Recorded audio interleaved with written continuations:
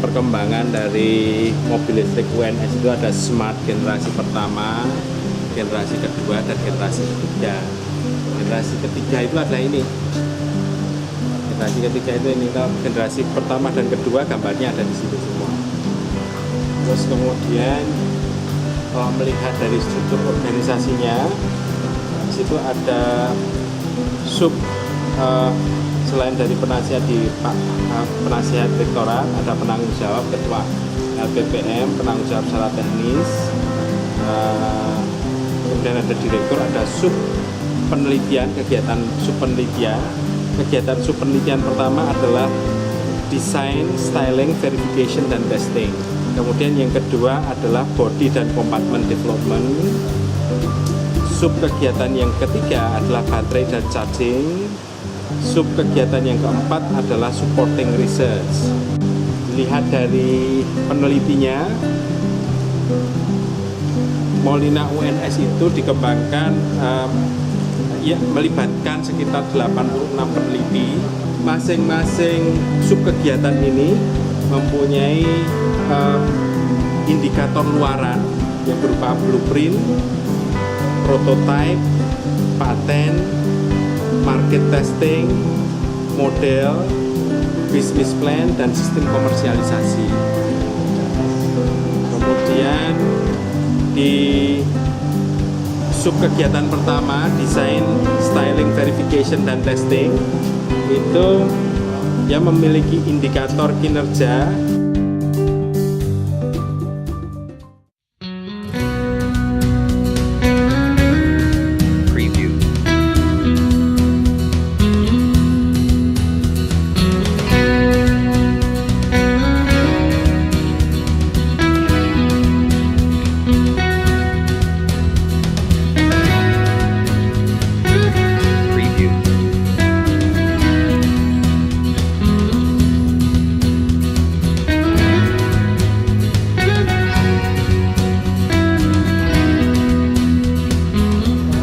Kemudian ruang motor dan baterai itu ada di sini.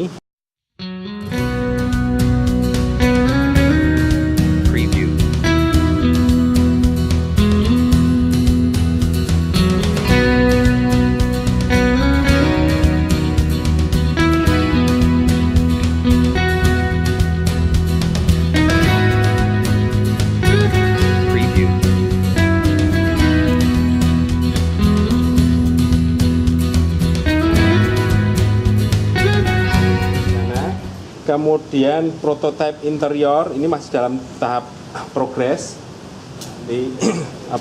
progres. Jadi interiornya nanti ada yang di dalam. Kemudian blueprint chassis platform body itu baru kalau ini sudah selesai.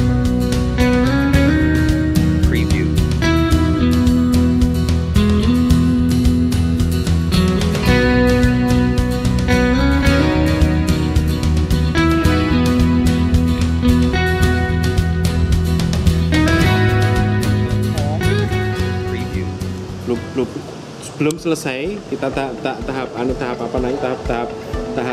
penyelesaian di sini. Kemudian ada desain body untuk generasi ketiga, seperti apa bedanya antara generasi kedua dan ketiga. Generasi ketiga itu lebih panjang, kemudian juga lebih luas, lebih lebar. Kemudian ini generasi tiga, bentuknya digambar seperti itu. Kemudian setelah digambar, ini tampak depan, tampak samping seperti itu, desainnya tampak atas.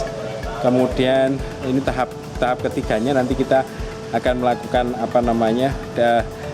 desain yang lebih kompleks dari ini. Lalu jadilah untuk gambar 3 dimensinya. Ya, kemudian ada blueprint motor cooling. Di sini ada pendingin motornya yang kita desain. Jadi kita menggunakan pendingin fluida yang kita pakai untuk generasi ketiga ini. Lalu berikutnya adalah kita sehabis ada pendingin itu, setelah kita kita buat. Ini ada pendinginan, ada pendingin kita simulasikan. Jadi bagaimana temperaturnya, temperatur motornya, bagaimana desain dari bagian-bagian pendinginan itu, mana yang panas, mana yang dingin, seperti itu. Distribusinya bagaimana kita coba ada di sana.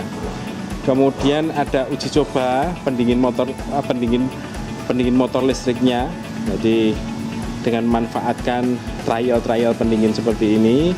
Kemudian ada blueprint ruang baterai yang tadi ada di sana, yang ada di sini sudah dimasukkan ya. Jadi bagaimana kita bisa lakukan di sini. Kemudian ada blueprint heating, ventilating, cooling interior. Ini ada di sana di depan. Kemudian uji cobanya juga kita lakukan di tempat atau di bench yang lain. Lalu ada juga body compartment. Body compartment itu kita ini dari sub kegiatan yang kedua. Tentang body compartment itu ada kinerja risetnya, itu ada 3 body prototype body mobil listrik berbasis komposit. Kalau ini semua sudah selesai baru bodinya dibuat. Kemudian ada blueprint body listrik berbasis komposit, kita membuat blueprintnya. Desain sudah selesai tapi blueprintnya masih dalam tahap pembuatan dan paten desain interiornya.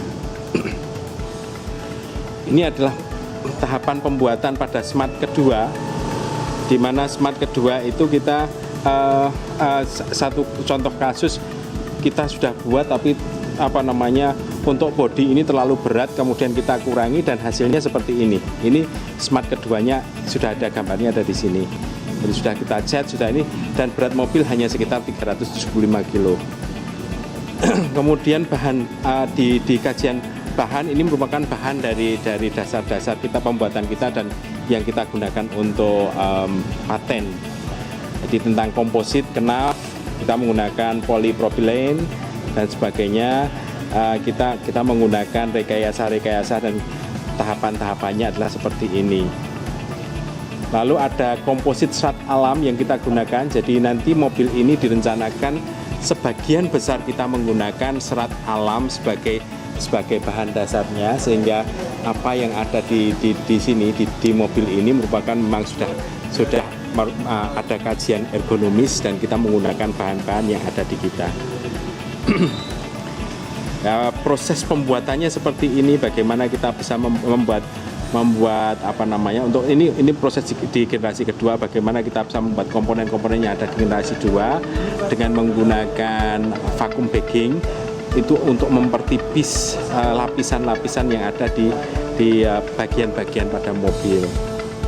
Kemudian ada metal to composite joint, jadi bagaimana kita bisa menghubungkan antara metal-metal dengan komposit itu yang dihubungkan seperti itu. Nah, kemudian ada remodel body dan pembuatan frame body. Jadi mobil ini memang dikembangkan kita menggunakan beberapa, tidak semuanya menggunakan material yang kita ada. Jadi ada beberapa yang kita ambil dari pasar, kemudian kita pasang di sini, kemudian kita modelkan kembali seperti itu. Jadi ini ada frame-nya, ada frame-nya ini kan memang kita buat sesuai dengan desain yang ada di kita. Ada blueprint body, dan pembuatan blueprint ini terintegrasi dengan desain body mobil. Tahap blueprint yang ada telah diselesaikan untuk desain mobil listrik untuk generasi ketiga sudah selesai. Kinerja riset baterai itu ada prototipe baterai lithium, kemudian ada blueprint baterai lithium, kemudian ada blueprint sistem manajemen baterai lithium, kemudian paten lithium ferrofosfat, paten formula bahan baku sel baterai, dan paten integrasi baterai pada struktur mobil. Dari sini memang hampir semuanya sudah jalan, hanya saja perlu penyempurnaan untuk bisa langsung digunakan pada mobil listrik UNS yang generasi ketiga. Ini adalah prototipe baterai lithiumnya sendiri. Jadi bagaimana silinder kita uji sel baterai, di mana sel silinder yang kita gunakan adalah sel silinder tipe 18650. Itu bisa dibuat, kemudian kapasitasnya rata-rata bisa mendekati rata-rata 1000 mAh atau 1 ampere jam. Kemudian ada baterai yang dihasilkan mempunyai kemampuan discharge di atas 3C, seperti itu. Lalu ada blueprint BMS dan integrasi BMS seperti ini. Jadi ini sudah kita buat, modelnya kita buat seperti ini, tinggal nanti kita akan membuat barang yang memang yang sesungguhnya. Jadi blueprintnya draftnya seperti ini. Kemudian kita menggunakan wireless BMS dengan menggunakan PC dan smartphone. Tujuannya adalah untuk mengurangi kabel pengkabelan yang ada di dalam di dalam kendaraan listrik itu sendiri. Memang sedikit menggunakan konsumsi baterai, tetapi itu bisa kita tangani dengan menggunakan baterai-baterai yang ada di kita. Sistem-sistem seperti ini itu kita membuat sendiri sistemnya. Kemudian baterai yang kita buat juga untuk bisa juga untuk digunakan untuk yang lain-lain, seperti untuk penyalaan LCD, untuk penggunaan power bank, untuk robot, untuk senter dan sebagainya. Ini adalah modul baterai silinder yang kita ada.